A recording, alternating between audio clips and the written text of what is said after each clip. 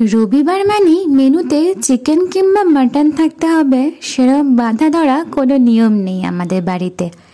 খাবার হলেই হলো, সেটা ভেজ হোক কিংবা নন ভেজ। তবে অনেকদিন ধরেই ইচ্ছে হচ্ছিল মায়ের হাতের ফ্রাইড রাইস খাবার, সেই আবদার আর আটকে রাখতে পারিনি।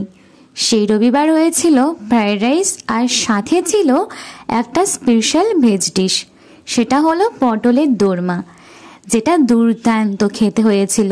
এত সুন্দর ভেজ ডিশও হতে পারে যদি আমার মা ভেজিটেরিয়ান না হতো, তাহলে হয়তো বাড়িতে সেই জিনিসগুলো ট্রাই করার সুযোগই হতো না। পটলের দোরমাতে ওপর দিয়ে যে চিজ দেওয়া হয়েছিল, যার জন্য খেতে আরও অসাধারণ লাগছিল। তবে সাথে ছিল কাতলা মাছের কারি, যেটা বরাবরই আমার খেতে বেশ ভালোই লাগে। তবে ফ্রাইড রাইসের সাথে এর কম্বিনেশনটা মন্দ লাগেনি। আচ্ছা, ভেজ ডিশের মধ্যে তোমাদের পছন্দের ভেজ ডিশ কি? কমেন্টসে অবশ্যই জানিও।